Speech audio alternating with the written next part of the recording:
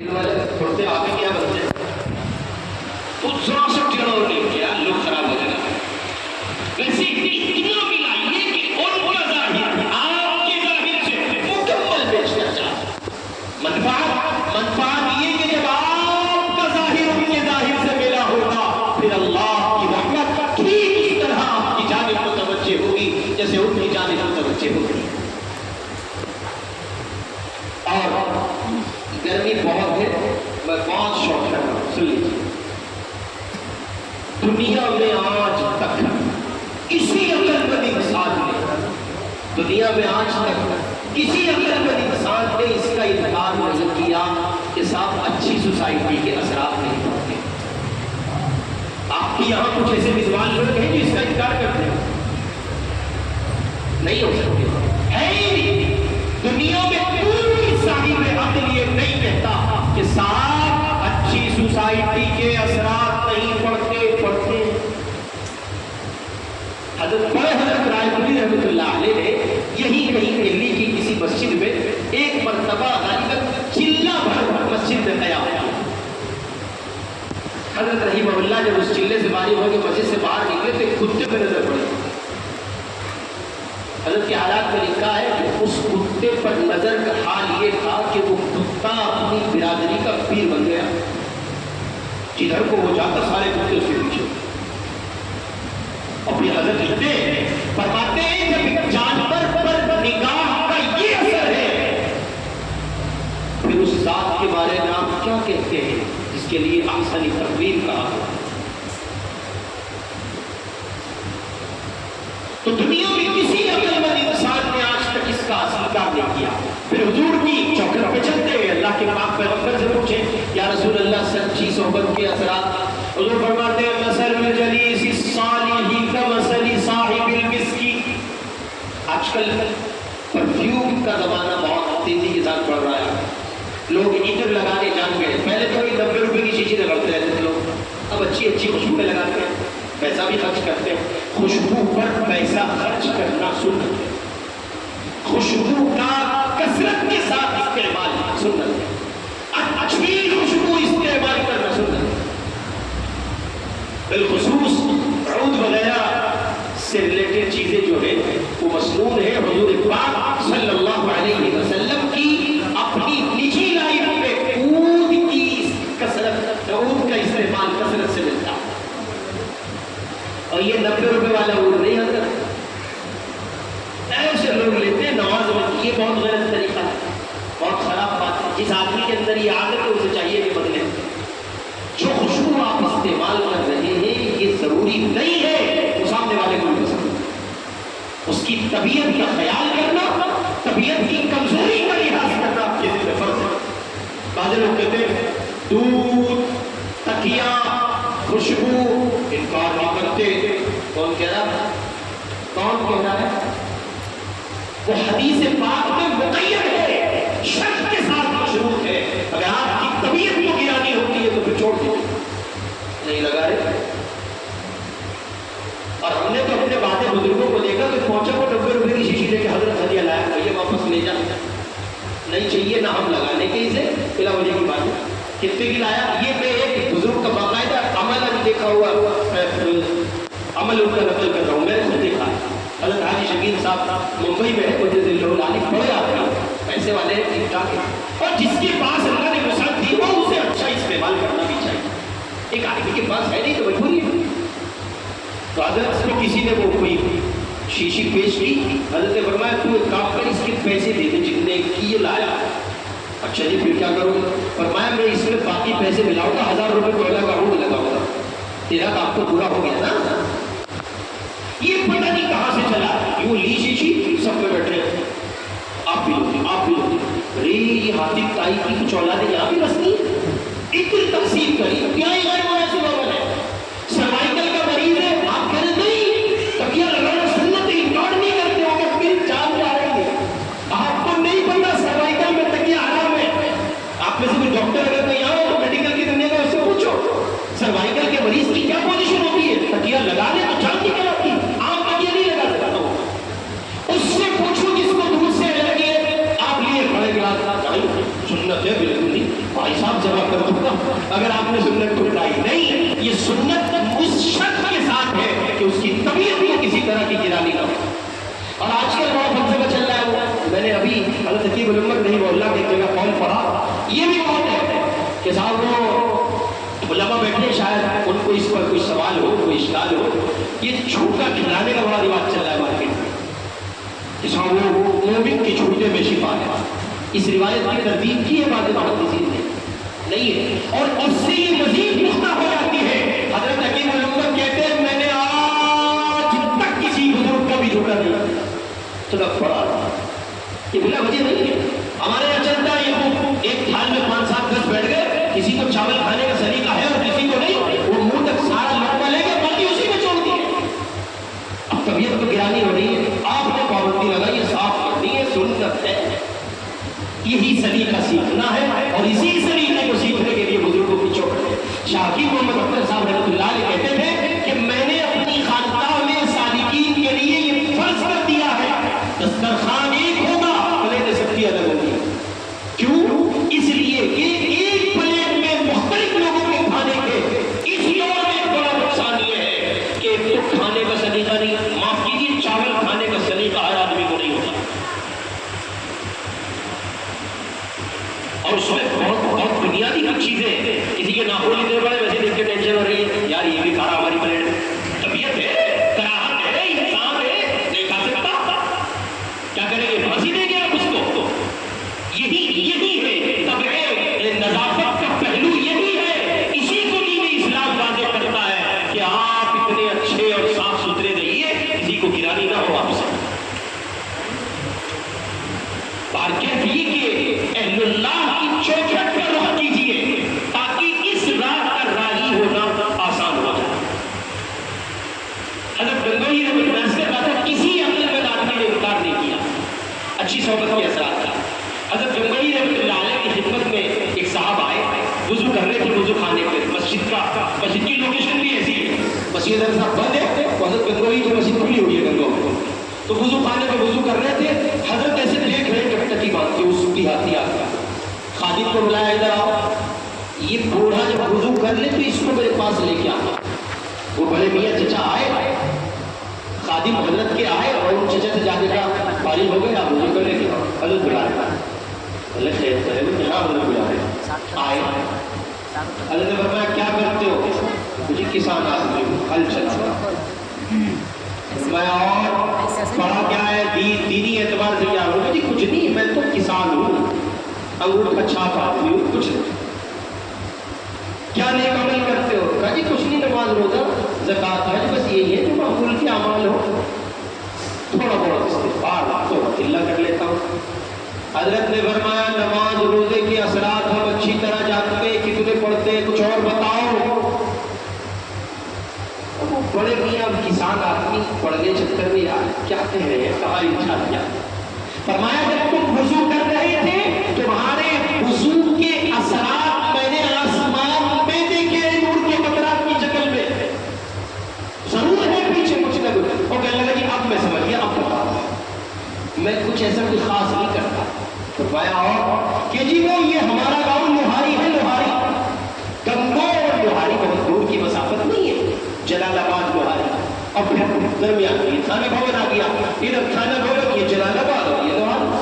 حضرت تھانوی ہے, حضرت حاجی مولانا وسیع اللہ خان صاحب ہے, اور پھر ادھر لوہاری میں بہت میاں جی محمد صاحب جنجانی رحمۃ اللہ علیہ, نہیں وہ جنجانے میں لوہاری بھی کئی بزرگوں کا مرکز رہا ہے. تو وہ کہتے ہیں یہ میرا وطن ہے لوہاری, اور یہاں سے سید احمد شہید رحمہ اللہ کا گزر ہوا تھا. ان کی نگاہ مجھ پر پڑی تھی جس مجمع میں میں کھڑا تھا, حضرت شاہ صاحب نے مجھے دیکھا تھا, نظر بھر کے دیکھا تھا. اس دن کے بعد سے میری کیفیت کا عالم یہ ہے کہ میں خلاف سنت کوئی کام نہیں کرتا. حضرت نے فرمایا اب سمجھ میں آئی بات, یہ اس دیوانے کی نظر کا اثر ہے اور اس پر یہ سنت کا فیض ہے. نگاہ ولی میں وہ تاثیر دیکھی ہے, بدلتی ہزاروں کی تبدیل دیکھی ہے. ہمارے بزرگوں میں ایک نام ہے حضرت حاجی امداد اللہ صاحب مہاجر مکی رحمۃ اللہ علیہ. یہ پیر ہے حضرت ناگوتوی کے, اور حضرت گنگوہی کے, اور حضرت تھانوی کے رحمہ اللہ. اتنا بڑا 4 سال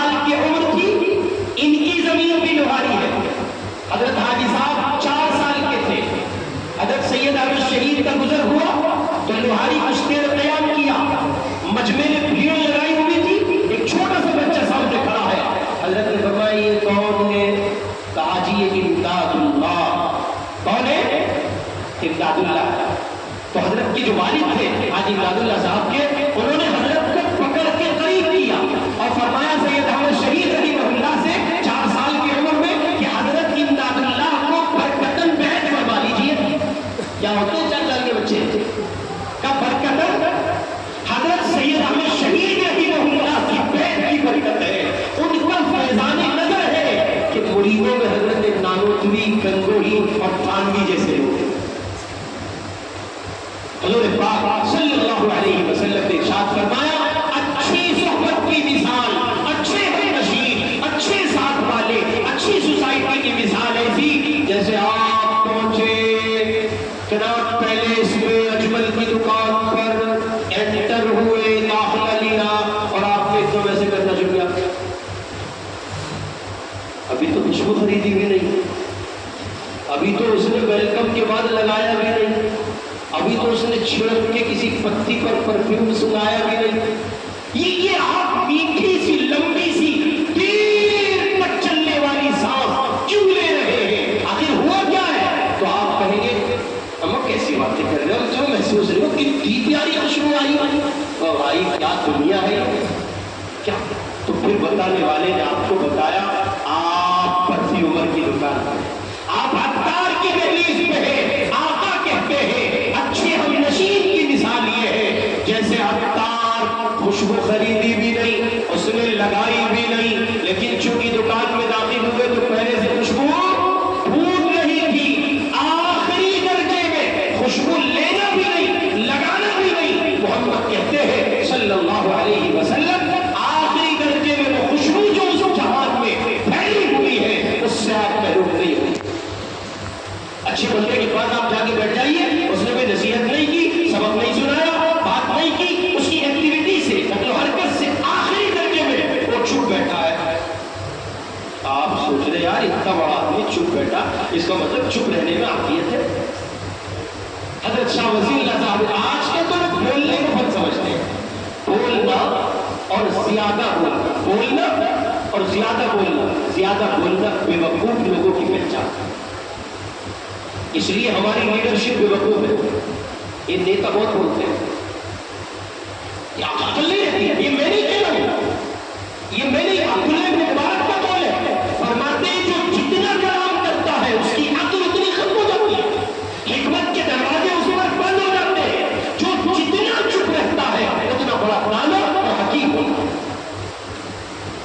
شاہ وسیم اللہ صاحب الہٰبادی رحمۃ اللہ علیہ کے حالات میں ان کے یہاں تو عصر کے بعد چپ رہنے کی مجلس ہوتی تھی، چپ بیٹھے، اور شاہ وسیم اللہ صاحب کا مطلب سمجھ رہے ہو 18 سال کی عمر میں حضرت تھانوی نے خلافت دی تھی، 18 سال کے لوگوں کو خلافت دے دی، اتنا اعتماد تھا۔ ابھی حضرت مولانا محمود زمان صاحب الہٰبادی ہمارے یہاں تشریف لائے، اس وقت صاحب نے یہ نقل کیا کہ اتنا اعتماد تھا اکابر تعلم کو کہ حضرت تھانوی کی سرپرستی کے زمانے میں شاہ وسیم اللہ صاحب کے ہاتھ تعلم کے امپورٹنٹ کاغذات تھانہ بھون پہنچائے جائے جو قیمتی دستاویز ہوتے تھے، اتنا امین تھے شاہ وسیم اللہ صاحب۔ ان کے مرید الہ آباد میں، ان کے مرید جو ہے چونکہ اس خطے میں بدعت بہت ہے، جگہ جگہ مزارات کا سلسلہ ہے، تو مریدین ایسی کوئی موقع رہا ہوگا، بات رہی ہوگی، تو حضرت نے شعر پڑھا، پھول کیا ڈالو گے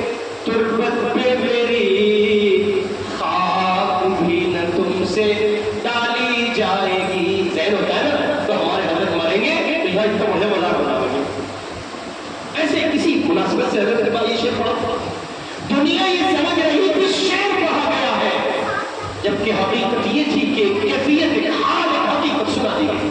ہوا یہ کہ حضرت کا سفر بیت اللہ تھا، درمیان میں پانی کے جہاز میں انتقال ہو گیا، دونوں ملکوں کو سمپرک کیا گیا، بھارت میں رہ رہے ہم آج کل، بھارت میں رہ رہے سمپرک کیا گیا تھا، تو اب سعودی سے رابطہ ہو گیا تھا، لیکن جب تک رابطے کا جواب آتا تب تک لاش کے گلنے سڑنے کے خوف سے اس جنازے کو، اس جسم کو سمندر کے حوالے کر دیا گیا۔ تب دین کی سمجھ میں آیا، پھول کیا ڈالو گے تربت پہ میری، خاک بھی نہ تم سے ڈالی جائے گی۔ یہ دیوانہ پہلے اپنا حال بتایا گیا تھا، میاں ہم تو مچھلیوں کی خوراک بنیں گے، تم کہاں اللہ دیکھتے ہیں۔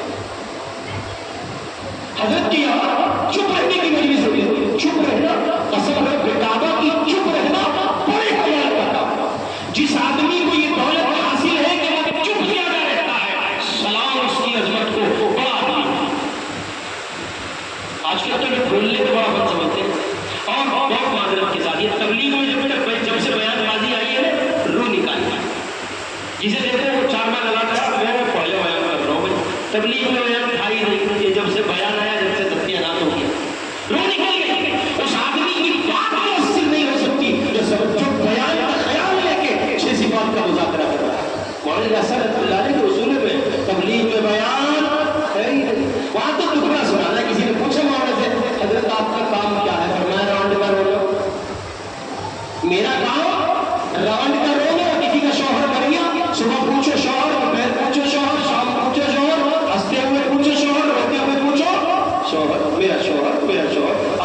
عبداللہ کے ابو بچے نہیں، ہائے اللہ کیا ہوگا یہ فرمایا یہ راند کا رونا ہے میرا کام، یہ مبلغین کو پتہ نہیں کیا پڑی ہاتھ پھینک کے حدیث کے ترجمے اور تفاسیر بیان کرنے لگے، رو گئی، یہ کام ہی علماء کا تھا، علماء تک رہنے دیا ہوتا، آپ اخلاص کے اور اس کے اسباب بہت دیکھیں، ہم نے اپنے نانا جان رحمۃ اللہ علیہ کو دیکھا، خالی 3 دن لگائے تھے مولانا یوسف صاحب رحمۃ اللہ علیہ کے زمانے میں ہمارے نانا نے، اور کیا آدمی تھا، اللہ اکبر، ان کے پاس بیٹھنا پڑتا تھا کچھ سیکھنے کے لیے، اور فرمایا کرتے تھے مولوی یہ چیزیں کتابوں میں نہیں ملی، جی صحیح فرما رہے ہیں آپ، یہ بزرگوں کی چوکٹ پہ ملتی۔ حضرت مولانا انعام صاحب رحمۃ اللہ علیہ تو آپ سے جن لوگوں نے دیکھا پرانی بیگ صاحب کی مسجد ہے، پرانے لوگ یہاں ہوں گے، حضرت مولانا کہاں تھا بیٹھے، کچھ تو بولو، بولتے نہیں، کیوں؟ من سمت نجا، محمد کے صلی اللہ علیہ وسلم بولنے میں نہیں، چپ رہنے میں نجات ہے۔ راجن کا اجتماع تھا، وہاں سے پاکستان سے فلائٹ چلی، سیدھے حضرت کو مدینے جانا تھا، ایک عرب کے بڑے عالم جہاز میں موجود تھے، کہنے لگے اس جہاز میں کوئی بڑا ذاکر بیٹھا ہے، کون بیٹھا ہے؟ کوئی بڑا ذاکر بیٹھا ہے، ایسا تو کوئی نہیں ہے، وہ نظام الدین کے ولی نام بیٹھے ہیں، حضرت جی مولانا انعام صاحب بیٹھے، کا ملاقات کراؤ، وہ کوئی بڑے آدمی تھے، صاحب نسبت تھے، ملاقات کی، ملاقات کے بعد فرمایا حضرت دعا فرما دیجیے، اور پھر انہوں نے ان کے لوگوں سے کہا حضرت کے ذکر کی برکت کے اثرات میں فضاؤں میں محسوس کرنا ہو، یہ کثرت کلام پر نہیں، قلت کلام کا۔ شاہ وسیع اللہ صاحب کے پاس یہاں مجلس بندی کی، چپ بیٹھو اثر کے بعد، مولانا علی میں جیسا آدمی بیٹھا ہے ساری دنیا میں گھومتا ہے، عرب عجم سب تسلیم کرتے ہیں، چپ بیٹھتے ہیں، چپ رہو چپ رہو چپ رہو۔ ایک صاحب آئے، بڑے آدمی تھے، کون بات حضرت کا میں مرید تھا، کہنے لگا ہمارے حضرت کے یہاں چلو تو ہم ملاویں گے، تمہیں کیسے ہوتے ہیں اللہ والے، اب جو بولنے کا مریض ہو نا اس کے لیے دوا ہے، علاج ہے، نسخہ ہے، عقیر ہے، اسے آپ کے وقت چپ رہنا ہے، اس کو تحمد سے زیادہ بڑی قیامت گزرتی ہے، جسے بولنے کا ہے نا بیچارے گا، چپ کر دو تو چپ رہو، یہی علاج ہے اس کا، ہم چپ کر دیں۔ اب وہاں پہ ساری مجلس میں سناٹا ہے، سب چپ بیٹھے، ان سے بڑا بھائی مولانا صاحب مغرب تک چپ بیٹھنا ہے، جیسے تیسے کر کے مجلس کاٹی، باہر نکلے، جو صاحب لائے تھے انہوں کو کیسے لگے ہمارے میں چپ بیٹھے، ایک آر کی بات ہے کیسے لگے، میں نے نہیں بتایا چپ بیٹھتے ہیں، میں نہ آتا ہے یار، سارے موڈ کا سکتی ہے، ناچ کر دیا، بھائی ہم آگے بڑھا دیا، ایک لفظ نہیں بولا کہ نصیحت نہیں کی، کچھ سمجھایا نہیں، اب اس آدمی کو بیچارہ عام آدمی تو اسے بھی کھٹکی ہے بات، ہاں یار حضرت کو کچھ تو کہنا چاہیے تھا، بس سلام دعا حال احوال اور چپ بیٹھے رہو۔ اب اس نے جب حضرت سے یہ بہت قیمتی جملہ ہے، ظاہر نہ کیجیے گا، لکھ لیجیے، جب اس نے حضرت سے کہا کہ حضرت میں اپنے دوست کو لایا تھا اور اس نے یہ کہا کہ یہاں تو آؤ گنگوں کی طرح چپ بیٹھ جاؤ اور کوئی نصیحت نہیں، کچھ نہیں، ایسے ہو گئے بزرگ لوگ، تو حضرت نے فرمایا جس کو ہماری چپ سے کچھ نہ ملا وہ ہماری گفتگو سے بھی کچھ نہیں لے سکتا۔ نصیحت کی ایک بڑا پیغام تھا، عامری کا خلیفہ علی میاں جس کی جھولی میں اور جس کی چوکھٹ پر نیاز مندانہ آتے ہو، اتنا بڑا آدمی اگر چپ بیٹھا ہے اس کا مطلب ہے کہ چپ رہنے میں نجات ہے۔ ناظرین ندوۃ العلماء لکھنؤ، حضرت مولانا سید محمد رابع صاحب حسن ندوی دعوت برکاتہ کی خدمت میں خود 45 سے 50 منٹ بیٹھا، 3 باتیں بولی، یار کتنا چپ رہتے ہو، اس کا مطلب یہ، اب حضور کی اس حدیث کی طرف رخ کیجیے، اللہ کے پاک کال کرنے کا 2 چیزوں کی ضمانت دے دو، ایک منہ کے درمیان، جبڑوں کے درمیان پائی جانے والی زبان کی عام حدیث ہے بھائی، تعلیم کو خود سنتے، اور دوسرے دونوں ٹانگوں کے درمیان جو شرمگاہ ہے، اور حضور فرماتے ہیں مجھ محمد سے جنت کی ضمانت لے لو، یہی 2 مقامات ہیں جہاں سے آپ کی گناہ ہوتا ہے۔ اس لیے میرے بھائی ایک چپ رہنے کا فلسفہ عظیم ہے، خدا سے مانگیے اور اس پر مشق کیجیے۔ میں نے پیغام آپ کو دینا تھا وہ یہ کہ کوشش کریں کسی اللہ کے نیک بندے سے آپ کی نسبت، اس کو لوگ پوچھتے ہیں کہ بیت ہے کیا، بس 5 منٹ اور لے لوگ پوچھتے ہیں بیت ہے کیا، تو میں اپنی عامی زبان میں سمجھایا کرتا ہوں، لاسٹ ٹائم بخار کب ہوا تھا، اجی پرسوں ہی ہوا، نزلہ کب ہوا، پرسوں، اچھا کیا ہوا تھا، بس وہ اصل میں ٹھنڈا گرم ہو گیا، اے سی تھی اور پھر گرمی تھی، پھر اے سی تھی، پھر گرمی تھی اور پھر ایسے ہو گیا، اچھا ٹھیک، کہاں گئے تھے، آشانے کو ڈاکٹر ہے، کیا گیا تھا، ماشاءاللہ کیا شفا، کیا کیا تھا انہوں نے دوا دی تھی. تم نے کیا کیا تھا؟ بریانی کھائی تھی. نہیں انہوں نے کہا پرہیز کرنا. میں بہت سمجھا رہا ہوں آپ کو. انہوں نے کہا تھا پرہیز کرنا. اچھا اور کیا؟ وہ انہوں نے کچھ ٹیبلیٹ دی. ڈاکٹر بہت اچھے ہیں, اچھے ڈاکٹر کی پہچان.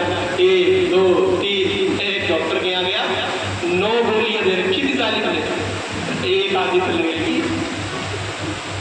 یہ بیچارے خصوصاً بالخصوص کہہ رہا ہوں پی ایم ایس کی دنیا والے, چونکہ ان کا کارخانہ یونانی ہے اور یہ ادھر ایلوپیتھ میں جو ہے گلاٹی مارتے ہیں اوپر نیچے, یہ صورت حال ہوتی ہے. تو وہ ڈاکٹر کے گیا, اس نے دوا دی, میں نے پرہیز کیا, اس نے ذرا کچھ تڑکا تیکھا پھیکا نہیں کھایا اور پرہیز ہوا. ٹھنڈا گرم نہیں میں نے کی, احتیاط کی.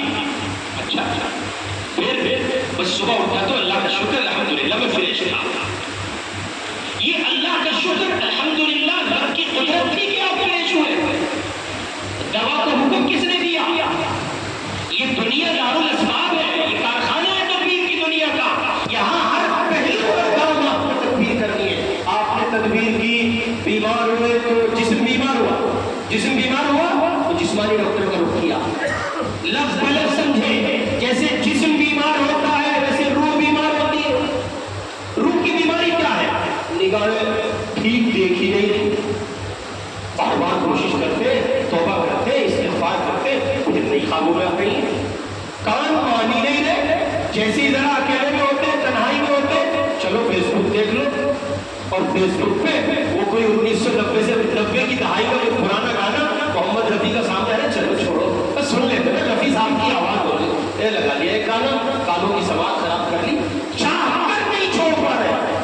زبان ہے, ذرا بیٹھے, دینی پہلو پہ بات شروع کی, ہوتے ہوتے دیوت چگلی بہتان اور جناب افطرا پردازیوں تک آ گئے. نہ زبان قابو میں ہے, نہ آنکھ قابو میں ہے, نہ کان قابو میں ہے, نہ ہاتھ. یہ سب کچھ جو چل رہا ہے, آپ جانتے ہیں کیا ہو رہا ہے؟ روح بیمار. جسم بیمار ہوا تو ڈاکٹر کی جانب رخ کیا, جسمانی ڈاکٹر کی جانب. اچھا بتائیں, روح بیمار ہوگی تو روح کے ڈاکٹر کے پاس نہیں جائیں گے؟ روح کے ڈاکٹر کے پاس گئے, یہی اسی ڈاکٹر کو علمی اور کہیے کہ شرعی اصطلاح میں اسی ڈاکٹر کو مرشد کہہ دیتے ہیں, مربی کہہ دیتے ہیں, شیخ وقت کہہ دیتے ہیں, پیر طریقت کہہ دیتے ہیں, اور کہہ دیتے ہیں کہ صاحب یہ ہمارے حضرت ہیں. اب یہ حضرت کو اللہ تعالیٰ نے وہ سلیقہ عطا کیا ہے کہ یہ اپنے پیر کے یہاں سے تربیت پا کے آئے ہیں. ان کی شیخ نے اس موسم میں جو ٹیبلیٹ ان کو دی تھی وہ آپ کو دے رہے ہیں. مثلا کیا ٹیبلیٹ تھی؟ حضرت خانوی کے مرید میں لکھا, حضرت بہت دن ہو گئے, بہت کوشش کر رہا ہوں, بہت کوشش کر رہا ہوں حضرت, اور نگاہ قابو میں نہیں آ رہی جی, میں بازار میں رہتا ہوں, بس جب دیکھو بد نگاہی ہو جاتی ہے.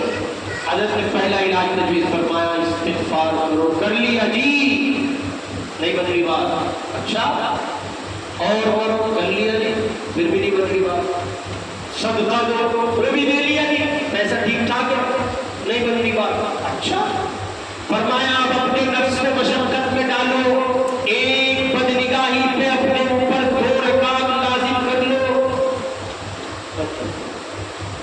2 4 6 5 6 7 8 10 بدنگاہی ہوئی. 10 بدنگاہی پہ کتنی رکعتیں بنی؟ 10 پہ کتنی رکعتیں بنی؟ 10 مرتبہ کسی غیر محرم کو دیکھا, موبائل پر تصویر دیکھ لی, یوٹیوب پہ کسی خاتون کو دیکھ لیا, گوگل پہ دیکھ لیا, واٹس ایپ پہ کوئی میسج تھا, واٹس ایپ کے گروپ بناتے اس نام سے کہ ایسا لگے ساری خیر آتی ہے, آپ کا سارا شر ہے, اور تصویر اس پہ آ گئی, ایک کب بدنگاہی ہو گئی. اب 10 ہو گئی, رکعتیں کتنی بنی؟ 20 رکعت پڑھو. یہ نفس ہے نا, اس کا پاک بدنگاہی نہیں کرے گا. لیکن یہ ٹیبلٹ ملے گی کہاں؟ یہ انہی چوکھٹوں پہ ملے گی جن چوکھٹوں کے ڈاکٹرز کو شیخ کہا جاتا ہے. جیسے آپ نے جسمانی بیماری کے لیے ضروری سمجھا تھا کہ آپ دوا لائیں, اسے کھائیں, پرہیز کیا. اب آپ نے 20 رکعت پڑھی اور آپ کو خیال ہوا ایسا پھر پڑھنی پڑے گی. آپ نگاہ چکا کے چل رہے ہیں, فلاش خانہ ہے, دلی ہے, ہر قدم پر بدنگاہی کے اثرات ہیں, سب کچھ ہے, لیکن 20 رکعت بھی ہے. 20 رکعت ہوگی نہیں. صدقہ ذرا سے واجب کر لیجیے, مگر صدقہ ہو. ہمارے صدقے کی پوزیشن یہ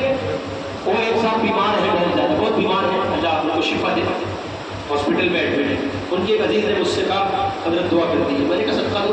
हाँ बकरा कटवा दिया। बकरे को कौन कह रहा है यार, बकरे की जान मुसीबत में पड़ी यार। तो भाई सदका दो ना, तो सदका दे दिया था। 500 रुपये रोज निकाल लो। मैंने कहा हॉस्पिटल कौन सा कि जी अपोलो है, पर डे खर्च कितना है कि जी लाख से परे है, और सदका कितना दे रहे हो 500। अल्लाह में कुछ सस्ता समझा?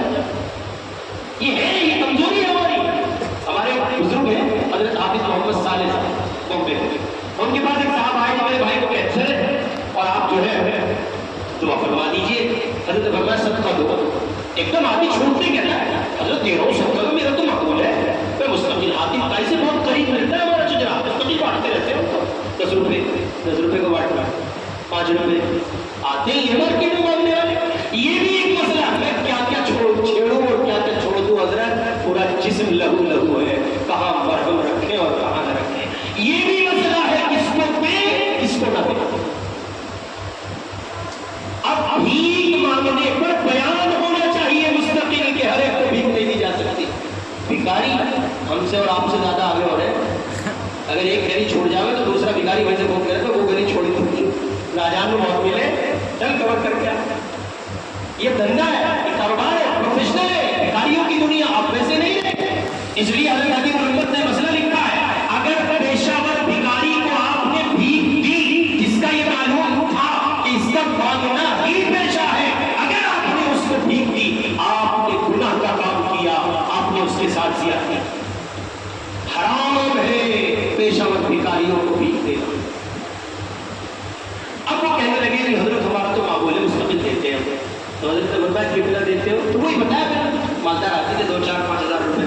हजरत ने फरमाया अपने भाई के लिए कितना खर्च कर सकते हो, कैंसर की मरीज पे हो, और कहीं जितना डॉक्टर कहते कितना कर सकते हो, यदि 5-10 लाख। हजरत ने फरमाया 5 लाख सस्ते में दो। नानी याद आ गई, कहाँ रहती थी हमारी नानी?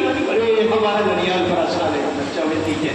तो 5 लाख रुपये, वो भी कोई बिचारे जाते पक्के थे, पक्के सच्चे मुसलमान थे। और उन्होंने कहा जी हजरत बहुत अच्छा, खून निकाला, भाई को बुलाया, 5 लाख लिया भाई। हजरत की बात पे एतमाद था, अल्लाह की रात में भरोसा था। हजरत ने फरमाया मैं उस रब के भरोसे यकीन के साथ कहता हूँ, हुजूर की हदीस सदका बलाओं को डालता है, और हुजूर की हदीस है अपने बीमारों का इलाज सदके से करो। वो कहते हैं 5 लाख रुपए सदके में दिए, और नतीजा ये निकला कि उसके बाद जो चेकअप कराया गया तो डॉक्टर हैरत में थे कि कैंसर कभी था ही ना। हुजूर की हदीस। तो आप 20 रकात या मोटा सदका अपने ऊपर लाजिम कीजिए कि अगर एक पत्नी गाड़ी हुई तो 500 रुपए दूंगा, महीने की तनख्वाह थी 14,000, तो सारे चले जाएंगे गुनाहों का सफाए में। नतीजा क्या होगा?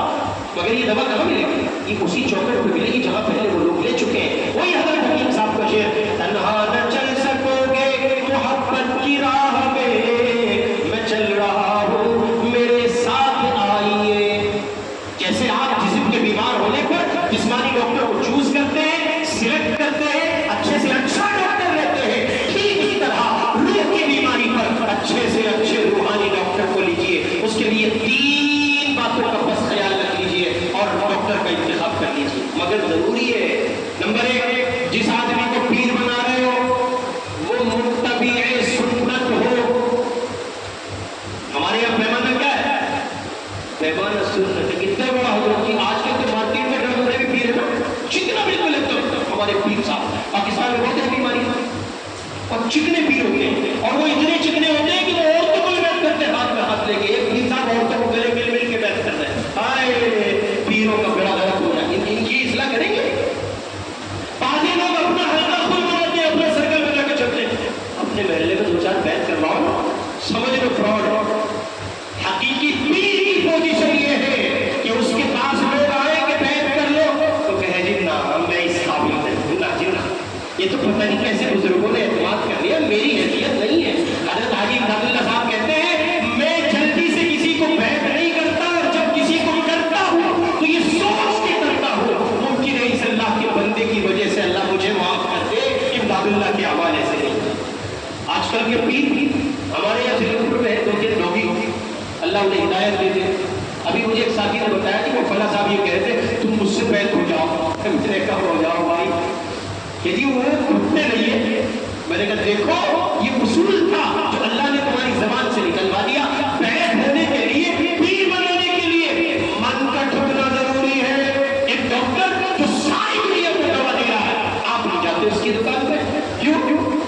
یار میری سمجھ میں نہیں آ، اتنی ساری دوائی دے دے، اتنی ساری گولیاں دے دے، ہوتے ہیں بہت بازے لوگ، بازے لوگ طبیعت کے لحاظ سے ایسے ہوتے ہیں، زیادہ گولیاں پسند نہیں ہوتی ان کو، ایک آدھ ٹیبلٹ دیجیے وہ پسند کریں گے. تو ایک ڈاکٹر جسم کی بیماری کے عنوان پر آپ کو نہیں ٹھکتا، آپ کیا کہتے ہیں؟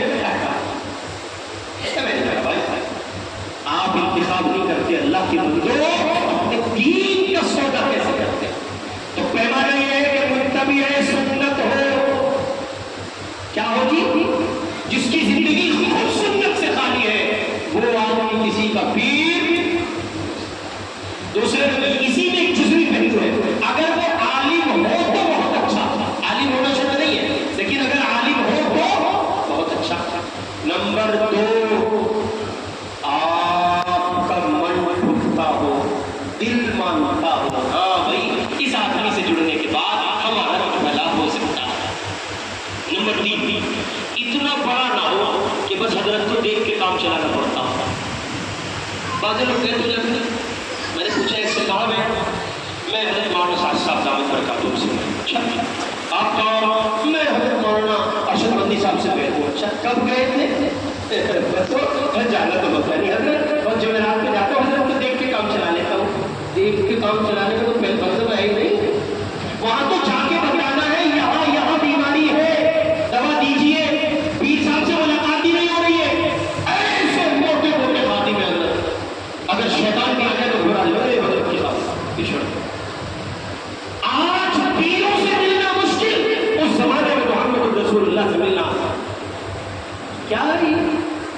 ہم کہتے ہیں دنیا میں کوئی اتنا بڑا نہیں ہے جتنے میرے آقا صلی اللہ علیہ وسلم تھے. حضور کے صحابہ حضور کو دیکھ کے اٹھے، آپ نے فرمایا بیٹھو، یہ کیا ہو رہا ہے آج کل گراؤنڈ بن رہے ہیں، جاؤ پہلے راستے صاف کرو. کچھ نہیں، حضور کی روش پر چلو، حضور کی طریق اپناؤ، اور اپنے اکابر دیوبند کا یہ ترا امتیاز رہا ہے ان کے یہ ہٹو بچو شان بان آنے کا کوئی مسئلہ نہیں تھا. کچھ نہیں، آؤ جیسے حضور سے ملنا آسان تھا ویسے اپنے بزرگوں سے ملنا آسان ہے. ہم نے دیکھا ہے اپنے اکابر کو اور خوب پڑھا ہے ان کے حالات زندگی میں کہ ملنے والا. حضرت باندھی کے حالات میں پڑھا، باندھا میں آپ حضرات کو اگر کبھی موقع ملے تو جائیے. باندھا اندر ہے، باندھا جو ان کا قصبہ ہے، یعنی مدرسہ ان کا اندر ہے اور شہر میرا باہر ہے. مدرسے کو اب فاصلہ نہ رہا ہو جو ہے نا، اس زمانے میں فاصلہ تھا. حضرت رحمت اللہ علیہ کے حالات میں ملتا ہے، کوئی آدمی ملنے آیا اور 10-20 کلو اس کے پاس وزن تھا، اس نے حضرت ہی سے وہ وزن اٹھوایا. بزرگ آدمی نہ بولا، اس نے کہا بیٹے یا اللہ کہاں کو جا رہا؟ جی مدرسے میں تو جا رہا. مولی صدیق کے پاس جا رہا؟ کہ ہاں مولی صدیق کے پاس. بیٹے میرا یہ کٹا اٹھا لے، یہ بوری اٹھا لے، یہ جھولی اٹھا لے. اٹھا لی اور اسے بولنے کو بھی نہیں پتا یہی صدیق باندھوی ہے، اور حضرت بھی نہیں بتا رہے ہیں میں صدیق باندھوی ہوں. دونوں چلے جا رہے ہیں، مدرسے میں داخل ہوئے تو کیا بتائے؟ اب اس بوڑھے نے ایکٹیویٹی کو بدلا ہوا پایا ہے. اس نے کہا کیا ہے؟ اور یہ حضرت باندھوی ہے. فوراً حضرت یہ کیا کیا؟ آپ نے فرمایا نہیں چچا میں نے کچھ بھی نہیں کیا، آپ بزرگ آدمی ہیں، آپ کا بوجھ اٹھانا تو جوان کی ذمہ داری تھی. اس لیے نمبر 1 متبع سنت ہو، جزوی پہلو عالم ہو تو اچھا. نمبر 2 من ٹھکتا ہو، اس لیے پہلے چکر میں بیٹھ نہیں ہوتے. کسی کی تقریر سن کر، دعا سن کر، لچھےدار بیان سن کر اور ذرا گڑ گڑانے والی اور رونے والی ایکٹنگ والی دعا سن کے نہیں. دعائیں کیفیت کا نام ہے، آنسو غیر اختیاری ہو رہے ہیں، ایکٹنگ کا حکم دیا گیا ہے، لیکن اس کا تاثر قبول کر کے آپ کسی کو پیر بنائے یا عقل کے خلاف آگے بڑھے. من ٹوٹتا ہو، من کیسے ٹوٹے گا؟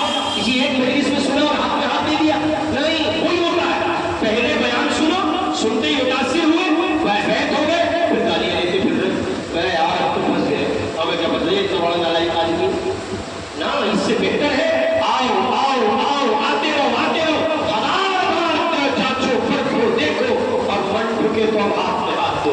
اور تیسرے نمبر پہ زیادہ بڑی جگہ بیٹھ نہیں ہوگا، جیسے زیادہ بڑے ڈاکٹر کے نہیں جاتے. ارے وہاں چلے جاتے اس میں، وہ چلے جاتے 900 روپے بھی. ارے یار کیسی باتیں کر رہے ہو، مجھ غریب کو 900 روپے بتا رہے ہو. اچھا جب 900 روپے ڈاکٹر کو نہیں دکھاتے تو 9000 روپے کا پیر کیسے پکڑ لیا؟ اتنے مہنگے پیر میں گئے کیوں؟ اس کا مطلب من میں اسلام نہیں تھی، من میں کا حضرت سے نسبت میرے تعلق ہے. جیسے وہ پولیس کے دلال اپنی حیثیت دکھاتے نا، پولیس کے دلال کاغذ سے چمٹے ہوئے لوگ، میری تھانے میں بات ہے، یہ ثابت کرنا چاہ رہے ہیں؟ نہیں، یہ تو مستقل ایک کام ہے اپنی اصلاح کے لیے کسی کو بڑا بنانا۔ میرے بھائی میں نے بہت پلی گفتگو کی ہے، بغیر بڑا بنائے کوئی بڑا نہیں بنتا۔ حضرت شیخ الحدیث صاحب رحمۃ اللہ علیہ کہتے تھے دنیا میں آج تک کوئی بڑا نہیں بنا۔